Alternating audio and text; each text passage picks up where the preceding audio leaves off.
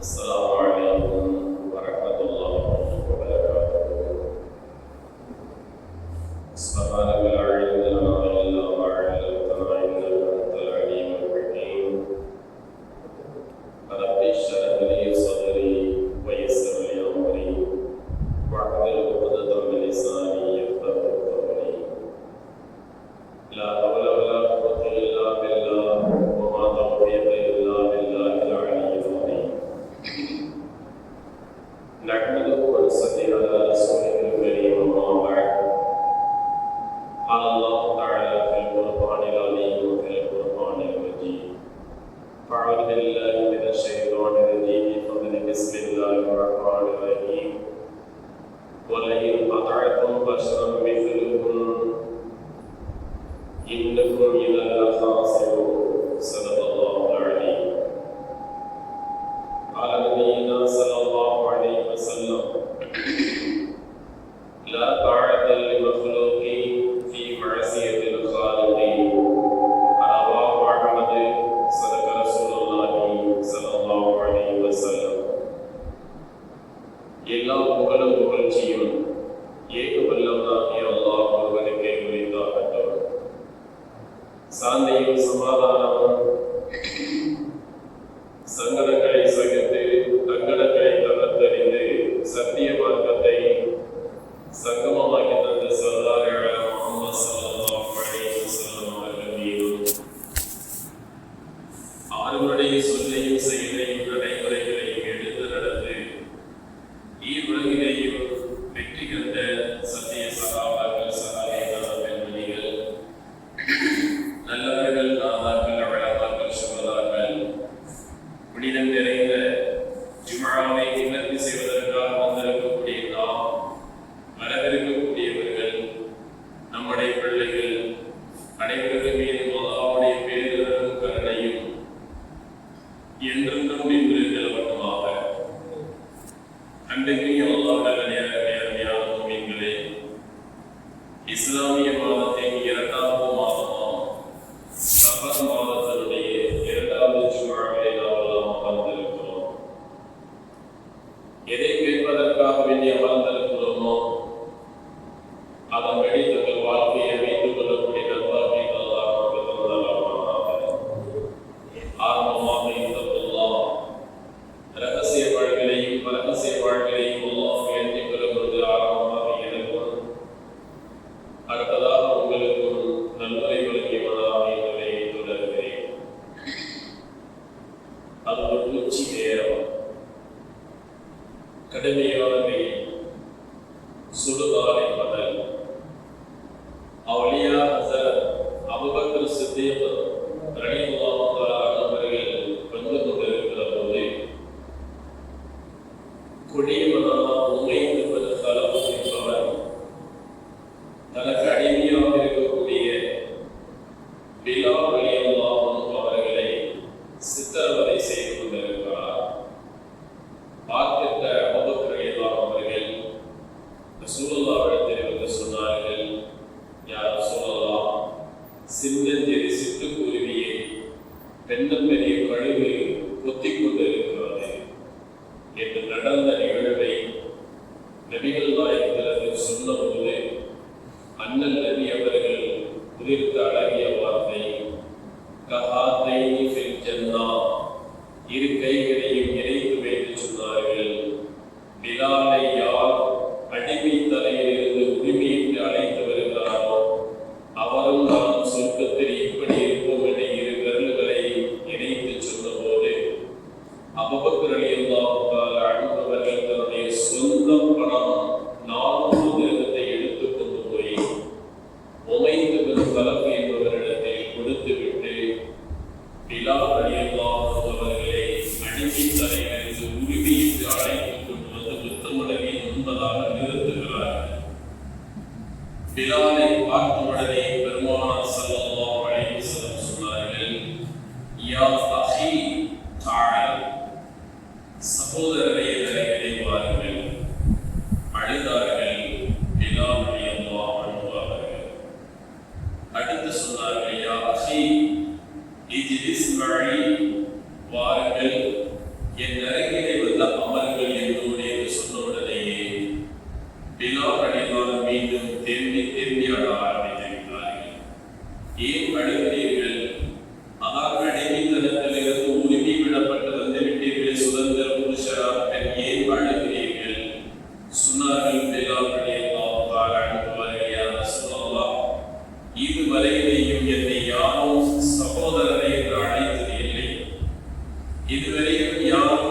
அறையிலே அமருங்கள் என்று எனக்கு சொன்னதும் இல்லை.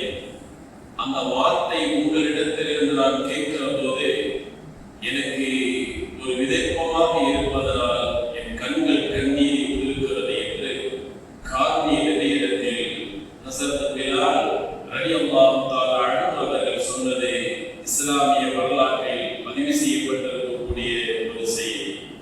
ஆம், அன்பு நிறைந்தவர்களே, நேற்றைய தினம் இந்திய திருநாட்டினுடைய 78வது சுதந்திர தினத்தை கொண்டாடி அமர்ந்திருக்கிறோம். நாடு முழுவதிலேயும் கோலாகலமாக கொண்டாடப்பட்ட அந்த சுதந்திர தினத்தில் சுதந்திரத்திற்காக மிக இன்னுயிரை கொடுத்திட்ட தியாகிகளை பற்றி கூறப்பட்டது.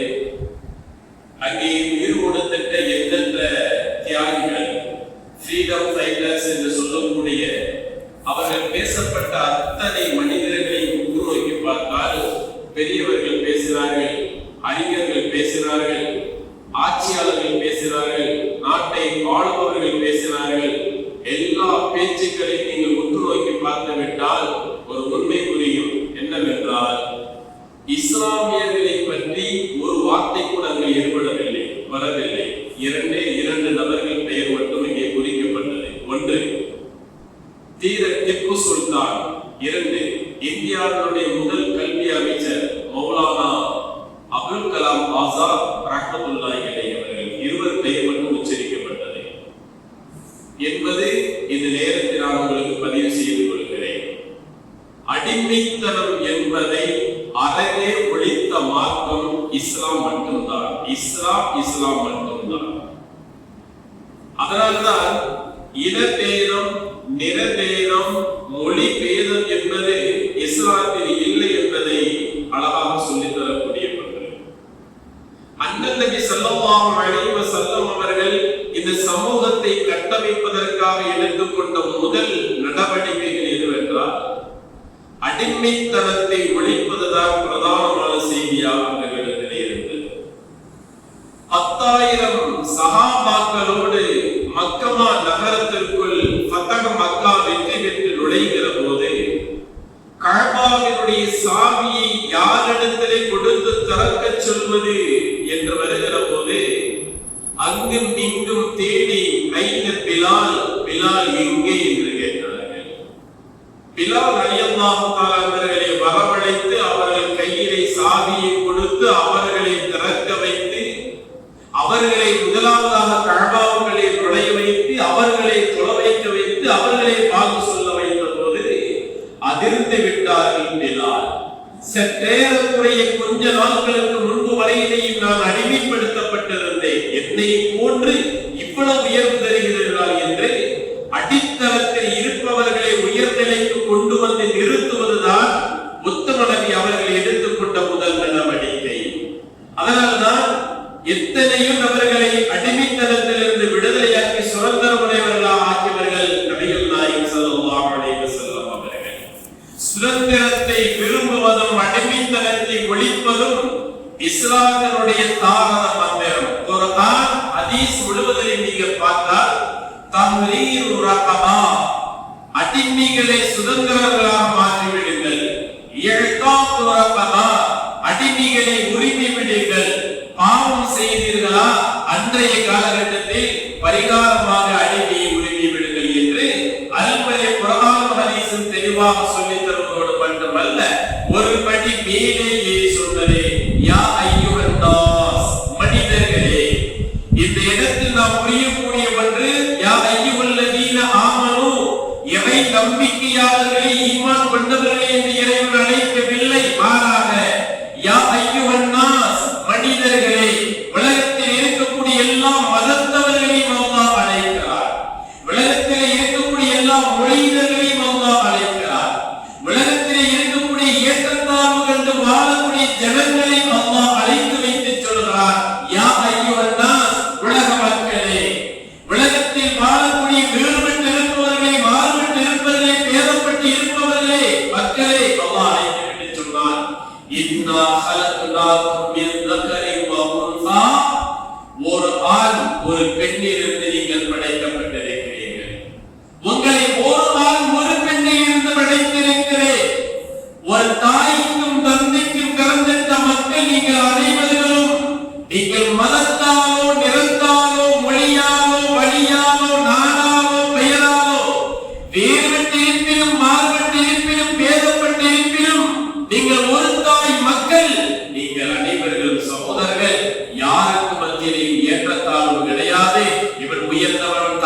என்பது கிடையாது, இவன் உயர் ஜாதி இவன் கீழ் ஜாதி என்பது கிடையாது. எல்லா மனிதர்களும் சமமானவர்கள், சமத்துவம் மிக்கவர்கள் என்கிற ஒரு தாய் தந்தைக்கு பிறந்துவிட்டு இன்னொரு பெயரை அடிமைப்படுத்துவது என்பது ஆக முட்டாள்தனம் என்பதை அல்லாஹ் இந்த ஆயத்தின் மூலமாக உலகத்திற்கு அறிய செய்தார். அடிமைத்தனம் கூடாது என்பதை அல்லாஹ் இந்த இடத்திலே விவரித்து சொல்கிறார். ஒரு தாய்க்கும் தந்தைக்கும் 5 சகோதரர்கள் கிடக்கிற போது மூத்த சகோதரர் 4 பேரை அடிமைத்தனப்படுத்துவது என்பது சால சிறந்த ஒன்றா? சரியாக அமையுமா என்றால் ஆகாது. உலகத்தில் பிழைக்கப்பட்டிருக்கக்கூடிய கோடான கோடி மக்கள் யாராக இருக்கட்டும், உலகம் முழுவதும் வாழக்கூடிய அத்தனை கோடி மக்களும் ஆதம் அலைஹிஸ்ஸலாம் அவர்கள் மூலமாக பிறந்திருப்பதனால் யாருக்கும் யாரும் இந்த உலகத்தில் அடிமையானவர்கள் கிடையாது. நீ கீழ் ஜாதி மேல் ஜாதி உயர்ந்தவன் தாழ்ந்தவன் என்று தள்ளி வைப்பதும் கிடையாது. உலகத்திற்கே ஒற்றுமையை சொன்ன உத்தம நபி அவர்கள் துப்புரவு தொழிலாளர்களுடைய கை தோளின் மீது தன் கரத்தை போட்டு அவர்கள் சார்பாக பேசிய பின்புதான் துப்புரவு தொழிலாளருடைய வாழ்க்கை உயர்ந்தது என்பது வரலாறு சொல்லும். எனவே சமத்துவத்தை போதித்த மார்க்கம் இஸ்லாம். உலகத்திற்கு 1.4 லட்சம் நபிமார்களை அல்லாஹ் அனுப்பி வைத்தார், ரசூல்மார்களை அனுப்பி வைத்தார், இறை தூதர்களை அனுப்பி வைத்தார். ஏனென்று தெரியுமா? அவன் அவர்களை அனுப்பி வைத்திருக்கிற நோக்கத்தை இப்படி அல்லாஹ் சொல்லக்கூடிய வார்த்தை யஅமுருஹும் பில் மஅரூஃப். வந்திருக்கக்கூடிய நபிமார்கள் நல்லதை ஏவுவார்கள், நல்லதை செய் என்று சொல்லுவார்கள், நல்லதை கடைபிடித்து வாழ் என்று சொல்லுவார்கள். எதுவெல்லாம் புண்ணியம் தருமோ அந்த செயல்களை செய் என்று நபிமார்கள் சொல்லுவார்கள். வயன்ஹவுன அனில் முன்கர், எதுவெல்லாம் வெறுக்கப்பட்டதோ தடுக்கப்பட்டதோ வேண்டப்படாததோ அசுசையானதோ அசிங்கமானதோ அவிழ்த்திடப்பட வேண்டியதோ அந்த நல்ல கெட்ட காரியங்கள் அனைத்தையும் தடுப்பார்கள். வெறுக்கத்தக்க செயல்களை எல்லாம் தடுத்து விடுவார்கள், பாவத்தில் இருந்து உங்களை தடுத்து விடுவார்கள் என்று சொல்லிவிட்டு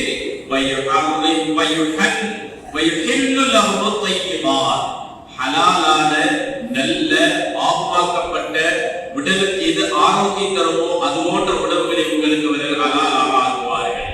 அது ஆகும் தின்னுங்கள், இது ஆகாது விட்டு விடுங்கள். எதுவெல்லாம் ஹராமானதோ அசுசையானதோ தடுக்கப்பட்டதோ அதை நீங்கள் உண்ணக்கூடாது என்று அவர்கள் தடுப்பார்கள். நன்மையை ஏவுவார்கள், தீமையை தடுப்பார்கள், நல்லதை உண்ணச் சொல்வார்கள், அல்லதை விடச் சொல்வார்கள். சொல்லி முடித்து அல்லாஹ் அடுத்து பேசுகிறார். நபிமார்களுடைய பிரதானமான அமல்கள் அடுத்து ஒன்று நான் அனுப்பி வைத்தேன். வயதவ அன்ஹும் இஸ்ரஹும் வல்லகலால் அல்லதி கானத் அலைஹிம். அல்லாஹ் சூரத்துல் அராஃபிலே சொல்கிறார், நன்மையை ஏவி தீமையை தடுத்து நல்லதை சாப்பிடு அல்லதை விட்டுவிடு என்று சொல்லும் அந்த நபிமார்களுக்கு அடுத்து நான் கொடுத்திருக்கக்கூடிய கட்டளை ஒன்று வயதவ அன்ஹும் இஸ்ரஹும். மக்களின் மீது போடப்பட்டிருக்கக்கூடிய அடிமை சங்கிலியை உடைத்து எறிவதற்காக அவர்களை நான் அனுப்பி வைத்திருக்கிறேன் என்று அல்லாஹ் தஆலா சிலாகித்து கூறுகிறார். நான் அடிமை சங்கிலியை உடைப்பதற்கு நபிமார்களை அனுப்பி வைத்தேன். இவன் உயர்ந்தவன், அவன் தாழ்ந்தவன், நான் ஆழ பிறந்தவன், நீ வாழ பிறந்தவன், எனவே எனக்கு அடிமையாக இருக்க வேண்டும், கட்டுப்பட வேண்டும் என்ற இந்த கேடுகெட்ட வார்த்தையை ஒழித்து அழிப்பதற்கு அவருடைய நபிமார்கள் வந்தார்கள். மனிதர்கள் கழுத்திலே போடப்பட்டிருக்கக்கூடிய அடிமை சங்கிலியை ஒழித்து விட்டு எல்லோரும் சமம் என்பதை போதிப்பதற்கு நபிமார்கள் வந்தார்கள். இதன்படிதான் மூசா அலைஹிஸ்ஸலாம் கொடியவனான பிறவரிடத்தில் கட்டுண்டு கிடந்த 6000 இஸ்ரவேலர்களை உரிமை விட்டு அழைத்து வந்தார் என்பதை குர்ஆன் கூறக்கூடிய செய்தி. சிலைகளை வணக்கத்திலேயே மூழ்குவதோடு மட்டுமல்லாமல் என் காலை கும்பிட்டு எனக்கு சாஷ்டாங்கம் செய்ய வேண்டும் என்கிற கொடூர தன்மைக்கு உள்ளாக்கப்பட்டிருந்த அந்த நம்ரூத் அவனிடத்தில் இருந்து மக்களை உரிமை விட்டவர்கள் ஹஜ்ரத் இப்ராஹிம் அலைஹிஸ்ஸலாத்து வஸ்ஸலாம் அவர்கள். ருஸ்தும் என்று சொல்லக்கூடிய பாரசீகத்தினுடைய, அதாவது பாரசீகத்தினுடைய மன்னன் ருஸ்துமை சந்திப்பதற்காக வேண்டி ரபீ இப்னு ஆமிர் ரலியல்லாஹு தஆலா அன்ஹு அவர்கள் தன் படை பட்டாளத்தோடு சென்றிருக்கிற போது அவன் கேட்டான், உங்களுக்கு என்ன வேண்டும், நீங்கள் எதை சொல்ல விரும்புகிறீர்கள்? சொன்னார்கள் ஹஜ்ரத் ரபீ இப்னு ஆமிர் ரலியல்லாஹு தஆலா அவர்கள், இஹ்ராஜுல் இபாதி மின் இபாதில் இபாதி இலா இபாதில்லாஹ். மனிதர்களாக இருக்கக்கூடிய அடியார்களுக்கு அடிமையாக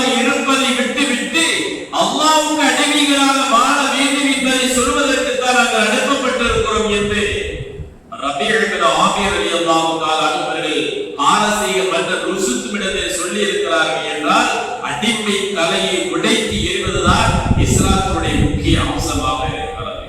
அதனால்தான் இந்திய சுதந்திரத்திற்காக உதிரம் அடித்தவர்கள் முதல் அம்சத்தை பெறுபவர்கள் முஸ்லிம்கள் என்று வரலாற்று ஆய்வாளர்கள் சொல்லித் தருகிறார்கள். அவர் சுதந்திரம் என்பது அடிமைத்தனத்தில் இருந்து விலகி வாழ்வது என்பது ஒவ்வொரு முஸ்லிமுடைய நாடி நரம்புகளை எல்லாம் ஊறி திளைத்திருக்கக்கூடிய இரத்தத்தோடு ஒட்டி இருக்கக்கூடிய ஒன்று என்பதை குர்ஆன் ஹதீஸில் தெளிவாக நமக்கு சொல்லித் தருகிறார். அல்லாஹ் தஆலா இப்படி ஒரு வார்த்தையை குர்ஆனிலே பயன்படுத்துகிறார். மனிதர்களில் சில மனிதர்களை நான் ஆட்சியாளராகவும் தலைவர்களாகவும் உலக சுகத்தை அனுபவிப்பதற்காக நான் வழங்கி இருக்கிறேன். அவர்கள் கீழ் இருக்கக்கூடிய மக்களை அடிமைப்படுத்தவும் கூடாது, அடிமையாக எண்ணிவிடவும் கூடாது. அப்பேற்பட்ட இவர்களுக்கு நான் அனுப்பி வைத்த நபிமார்களையும் வேதத்தையும் இவர்கள் பொய்யாக்கிக் கொண்டிருக்கிறார்கள். ஆனால் அப்பேற்பட்ட மனிதர்களுக்கு நீங்கள் அடிமையாக கட்டுப்பட நினைத்தால் அது கூடாது. ஏன் தெரியுமா? அல்லாஹ் சொல்கிறார், மகாதா எல்லா வசனம் பேசுகிறோம். அவர்கள் உங்களை போன்ற மனிதர் தான். மன்னராக இருந்தாலும் உங்களை போன்ற மனிதர் தான். அரசராக இருந்தாலும் உங்களை போன்ற மனிதர் தான். தலைவராக இருந்தாலும் உங்களை போன்ற மனிதர் தான். பிரதமராக இருந்தாலும் உங்களை போன்ற மனிதர் தான். ஜனாதிபதியாக இருந்தாலும் உங்களை போன்ற மனிதர் தான். ஒரு உயர்வும் அல்ல, ஒரு உயர்ந்த அந்தஸ்தும் கிடையாது. காரணம் அல்லாஹ் சொல்லுகிறார், எப்பொழுதுமா காக்குழுவோ, நீங்க என்ன சாப்பிடுறீங்களோ அதான் அவர் சாப்பிடுறார். நீங்க என்ன குடிக்கிறீங்களோ அதான் அவர் குடிக்கிறார். நீங்க எதை குடிக்கிறீங்களோ அதான் குடிக்கிறார். அதனால் உங்களை விட உயர்ந்தவர் அல்ல, நீங்க எல்லோருமே சமமானவர்கள். எனவே அவருக்கு அடிமையாக இருக்க கூடாது என்று சொல்லிவிட்டு அல்லாஹ் இப்படி சொல்லுகிறார், வலையின் அகாக்கும் பஷரம் மிஸ்லக்கும், உங்களை போல இருக்கக்கூடிய ஒரு மனிதனுக்கு நீங்கள் அடிமையாக கட்டுண்டு கிடந்தால் இன்னும் இதெல்லாம் காசிரோடு உங்களின் நஷ்டவாளிகள் யாருமே இல்லை என்கிறார் அல்லாஹ்.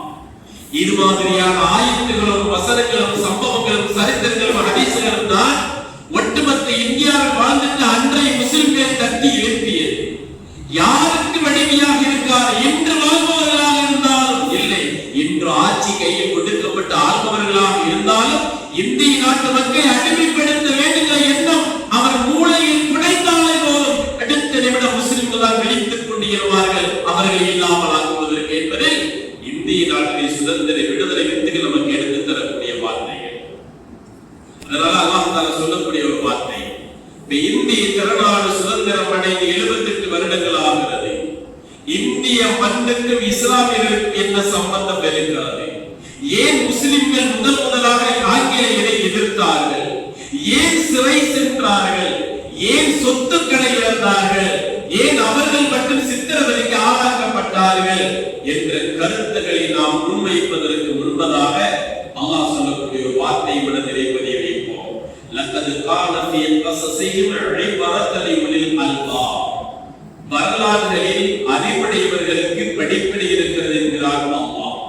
எந்த வரலாறாக எடுத்துக் கொள்ளுங்கள், இந்திய வரலாறாக இருக்கட்டும், இஸ்லாமிய வரலாறாக இருக்கட்டும், சஹாபாக்கள் வரலாறாக இருக்கட்டும், இமாம்கள் வரலாறாக இருக்கட்டும், வலிமார்கள் வரலாறாக இருக்கட்டும், எந்த ஒரு சாதாரண மனிதனுடைய வரலாறாக இருக்கட்டும், ஒரு வரலாற்றிலே உங்களுக்கு படிப்பினை இருக்கிறது என்கிறார் அல்லாஹ்.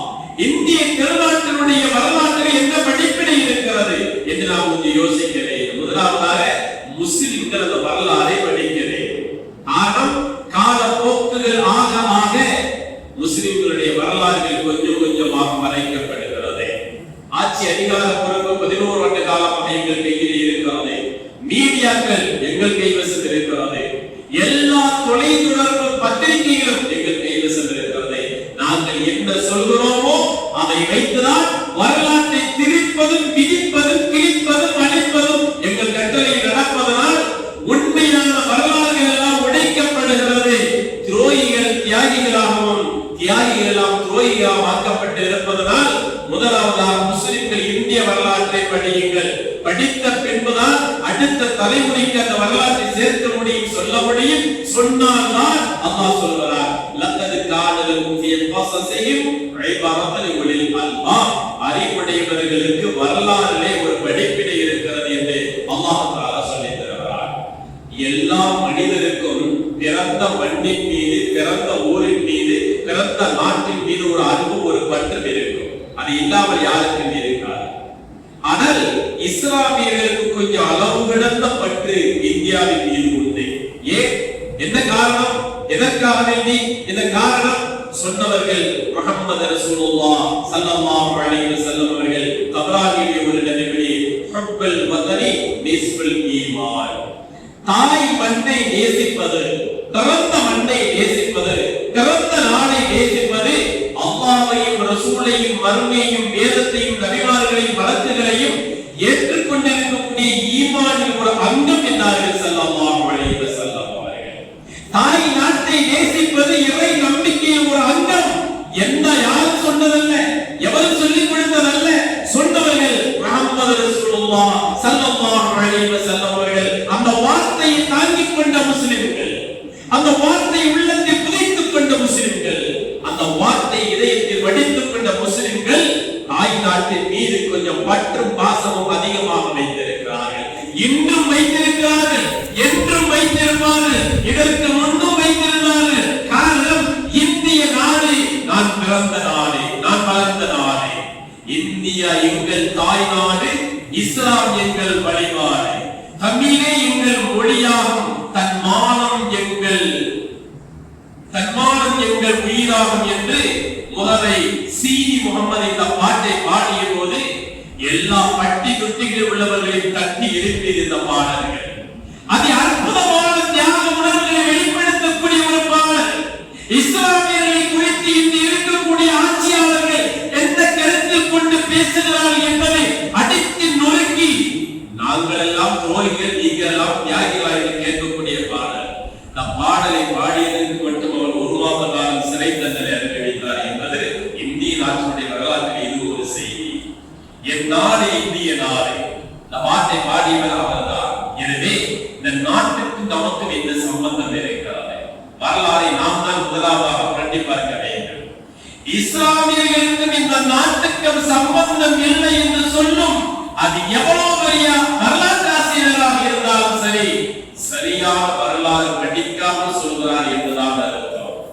முகலாய மன்னர்களையோ முஸ்லிம்களையோ ஒதுக்கி வைத்துவிட்டு இந்திய நாட்டினுடைய ஒட்டுமொத்த வரலாறை எழுதி என்னால் முடிக்க முடியும் என்றால் அது எந்த அறிவியலால் முடித்து விடவே முடியாது. காரணம், இந்தியாவின் தொடக்கம் இஸ்லாமியர்கள், கடைசி கால உலக அழிகிற போது இந்தியாவின் முடிவும் இஸ்லாமியர்களால் தான் இருப்பார்கள் என்பது வரலாற்றிலே பதிவு செய்யப்பட்டதோடு மட்டுமல்ல, நபிமொழி எப்படித்தான் பேசுகிறது, நபிமொழி எப்படித்தான் பேசுகிறது. 2 சம்பந்தம் நமக்கு இருக்கிறது.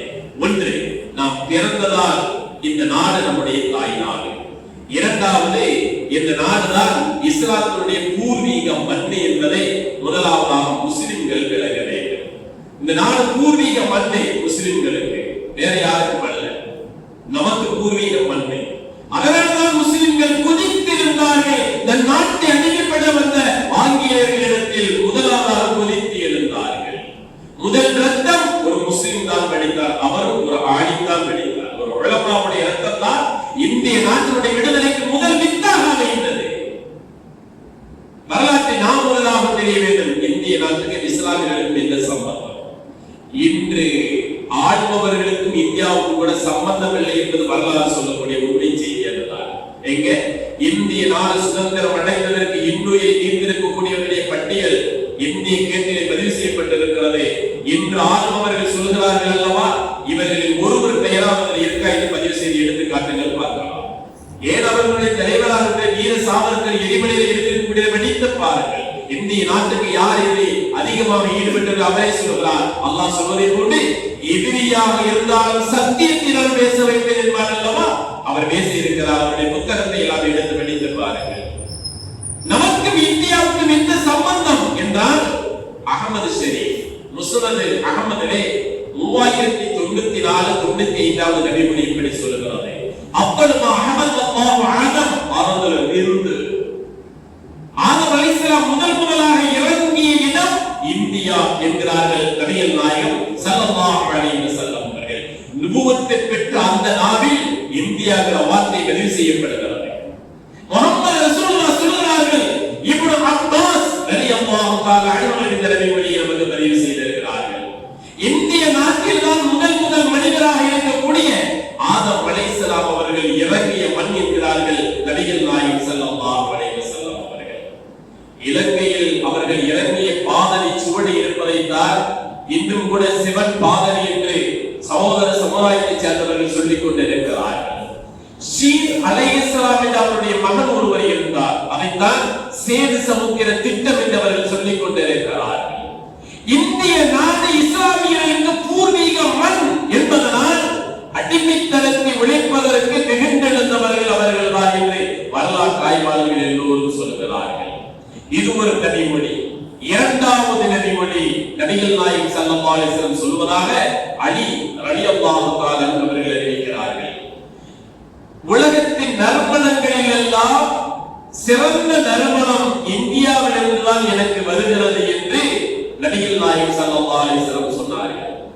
ஆதம் அலைஹிஸ்ஸலாம் சுவனத்தில் இருந்து இந்த உலகத்திற்கு வந்தபோது எல்லா மிருகங்களும் அவர்களை காண போனது. அதனை மான்களும் காண போனது. அவர்களை கண்ட மான்கள் எல்லாம் கஸ்தூரி கொடுக்கிறது.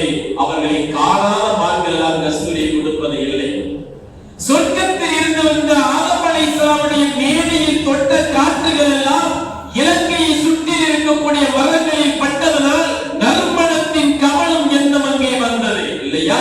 இன்றைக்கும் கிராப் இருக்கிறது, பட்டை இருக்கிறது, நறுமணங்கள் எல்லாம் இந்தியாவிலிருந்து தான் வெளியே ஏற்றுமதி செய்யப்படுகிறது என்றால் அது நறுமணம் எனக்கு வருகிறது என்கிறார்கள் நபிகள் நாயகம் ஸல்லல்லாஹு அலைஹி வஸல்லம் அவர்கள். முதல் மனிதர் இறங்கிய இடம் இந்தியா, ஆதம் அலைஹிஸ்ஸலாம் அவர்கள். முதல் ஆன்மீகம் இறங்கிய இடம் இந்தியா என்பதை மறந்துவிட வேண்டாம். முதல் வகி என்று சொல்லக்கூடிய இறைச்சி இறங்கிய இடம் இந்தியா. முதல் ஹஜ்ஜி தொடங்கிய இடம் இந்தியா தான். முதல் நீங்க எந்த ஹஜ்ஜுக்கு போனீங்கன்னா ஹஜ்ருல் அஸ்வத் கல்ல இருக்கக்கூடிய அந்த மூளை ருக்னுல் ஹிந்த் இந்தியாவின் மூளையில் அதற்கு பெயர் உண்டு. அதுவும் இந்தியாவை நோக்கி தான் இருக்கிறது. முதல் ஆன்மீக வித்து விதைக்கப்பட்ட இடம் இந்தியா. இப்படி ஆன்மீக பயணம் ஹஜ் பயணம் என்று சொல்லக்கூடிய அனைத்தும் தொடங்கியது இந்தியா. ஊமா நபி ஸல்லல்லாஹு அலைஹி வஸல்லம் அவர்கள் நம்ம குழம்புக்கு பயன்படுத்தக்கூடிய புளியை இப்படி சொல்லுவார்கள், தமருல இருந்து இந்திய பேரித்தவளம் என்று சொல்லுவார்கள் நபிகள் நாயகம் ஸல்லல்லாஹு அலைஹி வஸல்லம் அவர்கள். அப்ப இந்தியாவுக்கும் இஸ்லாமியர்களுக்கும் நெருங்கிய தொடர்பு இருக்கிறது என்பதை இந்த வார்த்தைகள் நமக்கு எடுத்துச் சொல்லக்கூடிய ஒன்றாக இருக்கிறது. இதுதான் நமக்கு அவர்களுக்கு மத்தியில் இருக்கக்கூடிய, இந்தியாவுக்கு நமக்கு மத்தியில் இருக்கக்கூடிய ஒற்றுமை, இந்தியா நமக்கு மத்தியில் இருக்கக்கூடிய நெருக்கம் தாய்நாடு மட்டுமல்ல. ஆஹா நபி அவர்கள் சொன்ன வார்த்தை இந்தியாவை குறித்து பேசியிருக்கிறார்கள். ஆதம் அலைஹிஸ்ஸலாமுடைய பிறப்பு ஆரம்பத்தோட இறங்கி வந்த இடம் இங்கேதான் இருக்கிறது. அதனாலதான் நீங்கள் பார்க்கலாம், எல்லா நாடுகளையும் விட ஆன்மீக நாடு எதுவென்றால் இந்தியா தான். ஆன்மீக நாடு, ஆன்மீகவாதிகளும் ஆன்மீக பேச்சாளர்களும் இந்தியாவில் மட்டும்தான் இருக்கிறார்கள். வேற எந்த நாட்டிலும் கிடையாது. சவுதியிலும் கூட கிடையாது, அரபு நாட்டிலும் கூட கிடையாது. இந்தியாவில் மட்டும்தான் இருக்கிறார்கள். காரணம், அந்த ஆன்மீகத்துக்கு வித்திட்டவர்கள் முஸ்லிம்கள். ஆதம் அலைஹிஸ்ஸலாம் அவர்கள் அந்த ஆன்மீக நாடாக இருக்கக்கூடிய இந்த நாட்டை, இந்த ஆதம் அலைஹிஸ்ஸலாம் அவர்கள் இறங்கிய இந்த நாட்டை, முதல் ஹஜ் தொடங்கிய ஒரு நாட்டை, முதல் வகி இறங்கிய இறைச்சியை பெற்ற இந்த நாட்டை ஒருவர் அடிமைப்படுத்த நினைத்தால் அதை விட்டு விடுவார்களா முஸ்லிம்கள்? எதிர்த்தவர்கள் முதலாவது முஸ்லிம்கள் தான். எதிர்த்தவர்கள் 1757 இருந்து 1947 வரை குறைந்தது 250 வருடங்கள் என்று சமநிலை ஆய்வாளர்களும் வரலாற்று ஆசிரியர்கள் சொல்லுகிறார்கள் சுதந்திரம் நடந்தது. அப்படி நடந்த சுதந்திரத்தில் 110 வருடங்கள் முன்னெடுத்தவர்கள் இஸ்லாமியர்கள் மட்டும்தான், வேற யாரும் கிடையாது. அதற்கு பின்புதான் மற்றவர்கள் இணைந்து கொண்டார்கள், சேர்ந்து கொண்டார்கள். அந்த 110 வருடமும் அந்த போராட்ட களத்தை வழிநடத்தியவர்கள் முஸ்லிம்களின் உலமாக்கள் தான் முன்னிட்டு அதை நடத்தினார்கள். இந்திய சுதந்திரத்திற்காக வேண்டி உலமாக்கள் செய்திட்ட தியாகம் என்ன என்பதை பற்றி தான் நாம் தெரிந்து கொள்ள வேண்டும். நிறைய மனிதர்கள் இருக்கிறார்கள், முஸ்லிம்கள் இருக்கிறார்கள், ஆனால் உலமாக்கள் எவ்வளவு பேர் இதில் இருந்திருக்கிறார்கள்? கிட்டத்தட்ட 95,300 சுதந்திர தியாகிகள் என்று இந்தியா கேட்டிலே எழுதப்பட்டிருக்கிறது. அதிலே 61,395 நபர்கள். சொல்லப்பட்டதில் முக்கால்வாசி மனிதர்கள் முஸ்லிம்கள் தான். இந்திய சுதந்திரத்திற்காக வேண்டி இன்னுயிரை கொடுத்தவர்கள், பிள்ளைகளை இழந்தவர்கள், சொத்தை இழந்தவர்கள், பொருளை இழந்தவர்கள், நாட்டை மறந்தவர்கள், அடி வாங்கியவர்கள், சித்திரவதையாகியவர்கள், முதல் ரத்தம் சிந்தப்பட்டவர்கள், இடுப்பு ஒடிந்தவர்கள், தலை இரண்டாக ஆக்கப்பட்டவர்கள், இந்த நாடு வளம் பெற வேண்டும், இந்த நாடு சுதந்திர மூச்சை விட வேண்டும் என்று தன்னை எருவாக கொட்டிக்கொண்டு புதைக்கப்பட்டவர்கள் அவர்கள். மாறாக இந்திய சுதந்திரமாக இந்த நாடு அமைய வேண்டும் என்பதற்கு விதைக்கப்பட்டவர்கள் வீர முஸ்லிம்கள் என்பதை வரலாறு ஒருபோதும் மறைக்காது என்பதை எல்லா மனிதர்களும் தெரிந்து கொள்வதை விட முஸ்லிம்கள் முதலாவதாக புரிந்து கொள்ள வேண்டும். சட்டென கேட்டால் நாம் சொல்லும் வார்த்தையை படைத்தால் இந்தியாவுக்கு சுதந்திரம் வாங்கி கொடுத்தது யார் என்றால் ஜவஹர்லால் நேரு, மகாத்மா காந்திஜி, மட்டம் இருக்கக்கூடிய ஜான்சி ராணி, அலி சகோதரர்கள், மருதுபாண்டியர்கள், இப்படி சொல்லிக்கொண்டே நாம் போகலாம். ஆனால் இவர்கள் ஒரு அங்கம் தான். இவர்களுக்கெல்லாம் வீரத்தை ஊட்டியவர்கள் முஸ்லிம்கள், மறக்க வேண்டாம். இவர்களுக்கு சுதந்திரத்தை ஊட்டியவர்கள் முஸ்லிம்கள். காரணம், அடிமைத்தனம் என்பது அல்லாஹ்வுக்கு மட்டும்தான். எனவே இந்த கூட்டத்தில் அதிகமாக கலந்து கொண்டவர்கள் உலமாக்கள். 1919 ஜாலியன் வாலா படுகொலை என்பதை இந்த உலகம் மறக்காத ஒரு செய்தி. அங்கே கட்டப்பட்ட கிணறுகள் வழிந்தோடின என்பது, கிணத்தால் வழிந்தோடின என்பது வரலாறு.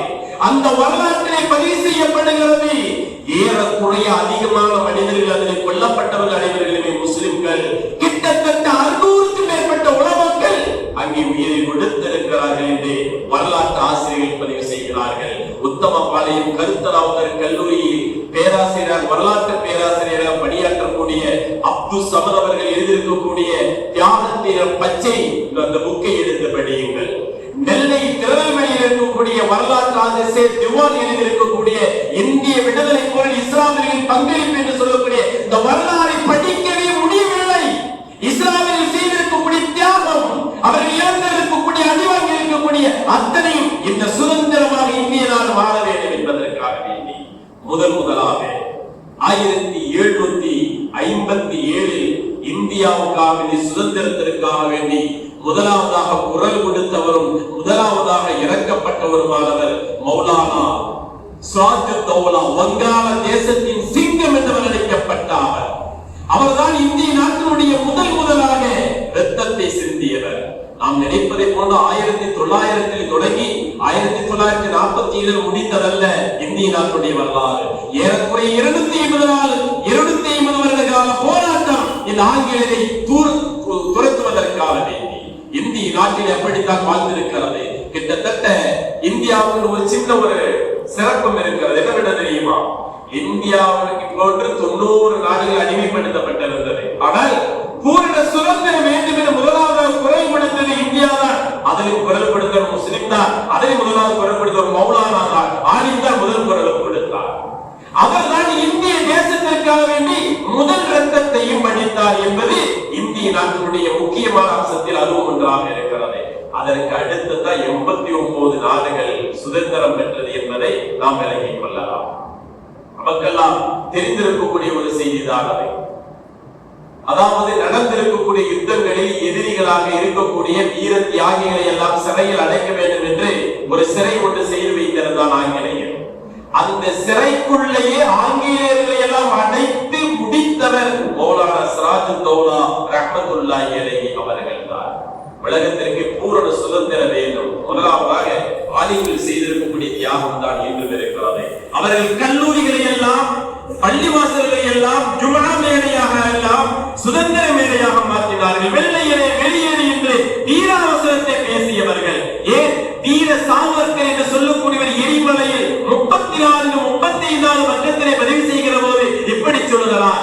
ஆலிம்கள் உலமாக்களாக இருக்கக்கூடிய அந்த மார்க்க அறிஞர்கள் ஃபக்கீர்களாக, சன்னியாசிகளாக வேஷம் போட்டு வீதி வீடாக சென்று சுதந்திர வேட்கையை ஒவ்வொரு மக்களிடத்திலையும் ரகசியமாக சொன்னதை உத்வேகம் தான் இந்தியா விடுதலையுடைய வித்தென்று எதிரியாக இருந்தாலும் அவர் வாயினால் மொழியில் இருக்கக்கூடிய வார்த்தை. உலமாக்கள் செய்திருக்கக்கூடிய தியாகம் அது. ஏன் இன்றும் ஊப்பியில் இருக்கக்கூடிய தேவபந்து, அங்க இருக்கக்கூடிய ஒரு பள்ளிக்கு பெயர் மஸ்ஜிது ஹூன் என்று இருக்கிறது. ரத்தம் படித்த மஸ்ஜித். ஒரு ஆலிம் அங்கே கருத்தரை செய்து கொண்டிருந்தார். இந்திய நாட்டுக்கு சுதந்திரம் வேண்டும், வெள்ளை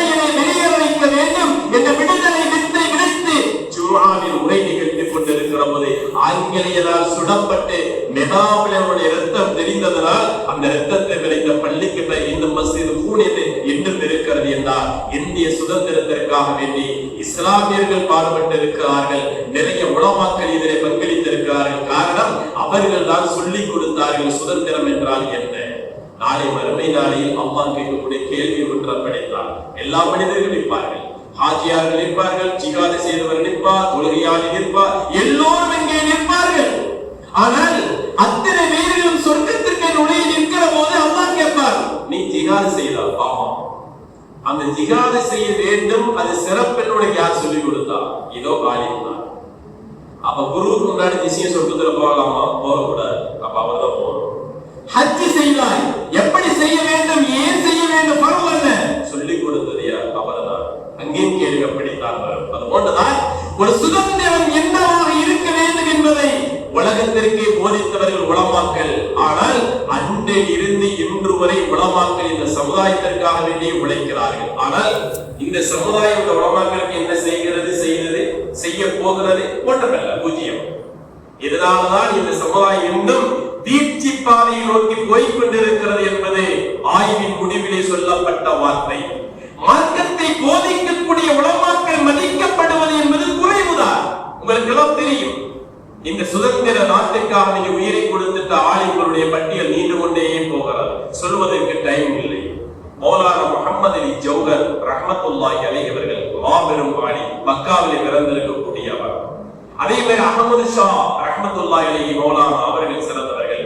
மால்டா சிலையிலே அவர்களை அடைக்கப்பட்டு சித்திரவதைக்கு உள்ளாக்கப்பட்டு அவர்கள் இறந்த போது அவர்களை குளிப்பாட்டுகிற போது இடுப்பிலே அவருடைய இறைச்சிகள் எதுவுமே இல்லையா? காரணம், அவர்களுக்கு அதாவது எலக்ட்ரிக் ஷாக் கொடுத்து உடம்புல சதைகள் எல்லாம் அது எடுக்கப்பட்டு போய்விட்டது என்று வரலாற்று ஆய்வாளர்கள் எழுதி தரும் அளவுக்கு ஒவ்வொரு ஆலிம்களும் சுதந்திரத்திற்காக தன்னுடைய வார்த்தையை பேனாவை பயன்படுத்தி இருக்கிறார் என்பதால் வரலாற்றை சொல்லக்கூடிய செய்தி. 1930 வட்டமேஜை மாநாடு எல்லோரும் தெரிந்திருக்கக்கூடிய வரலாற்றிலே ஒன்றை. மகாத்மா காந்திஜி கோவணத்தை கட்டிக்கொண்டு அங்கே இருக்கிறார். வட்டமேஜை மாநாடு லண்டனில் நடக்கிறது. எல்லோரும் சென்றிருக்கிறார்கள். அப்போது அவர்களை பார்த்து ஆங்கிலேயன் கேட்டார், அந்த காந்திஜியை பார்த்து கேட்டார், எந்த தைரியத்தில் இங்கே வந்திருக்கிறீர்கள் என்று கேட்டார். அவர் சொன்னார், வேற எந்த தைரியம் கிடையாது, என் பின்னாடி மாறுங்கள். முஹம்மது அலி ஜௌஹர், மௌலானா முஹம்மது அலி ஜௌஹர், மௌலானா ஷௌகத் அலி ஜௌஹர், அலி சகோதரர்கள் ரஹ்மத்துல்லாஹி அலைஹிமா, இந்த ரெண்டு பேருடைய தைரியத்தை தான் நான் வந்தேன் என்று சொன்னார்கள். அந்த இடத்திலே முஹம்மது அலி ஜௌஹர் அவர்கள் அந்த இடத்திலே பேசினார்கள். 2 நிமிஷம் பேச அனுமதி கேட்டார்கள். ஏற்கனவே அவர்களுக்கு உடல்நிலை முடியவில்லை, உடல்நிலை ரொம்ப முடியவில்லை. யார் போக வேண்டாம் என்று தடுத்தது கூட தடுத்து விட்டு அங்கு போனார்கள். தன் தேக சுகத்தை பொருட்படுத்தாமல் தேசத்திற்காக வேண்டி 2 மணி நேரம் பேசினார்கள்.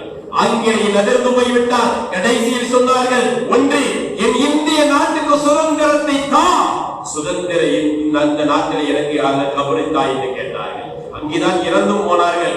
22 நாடுகள் அவருடைய உடலை கேட்டது. இந்த வீர மகனுடைய உடல் எங்க மண்ணிலே புதைக்கப்பட்டால் எங்கள் பிள்ளைகளுக்கு வீரம் பெருக்கும் என்று கேட்டார்கள். எந்த நாட்டுக்கும் கொடுக்கப்படவில்லை. மாறாக கிட்டத்தட்ட 65,000க்கும் மேற்பட்ட பல நபிமார்கள் அடக்கப்பட்டிருக்கக்கூடிய பைத்துல் முகத்தஸில் முஹம்மது அலி ஜௌஹர் ரஹ்மத்துல்லாஹி அலைஹி உடல் அடக்கப்பட்டது என்பது இந்திய வரலாற்றிலே பதிவு செய்யப்படக்கூடிய ஒன்று.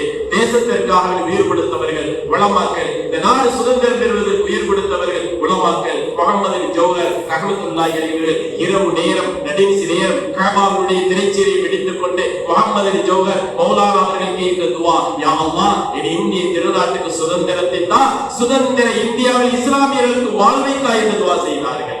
ஆனால் இந்திய நாட்டுக்கு சுதந்திரம் கிடைத்தது. ஆனால் இரண்டாவது துஆ, சுதந்திர இந்தியாவில் இஸ்லாமியர்களுக்கு வாழ்வை தா என்பது மட்டும்தான் இன்னும் சிக்கலிலே நின்று கொண்டே இருக்கிறது.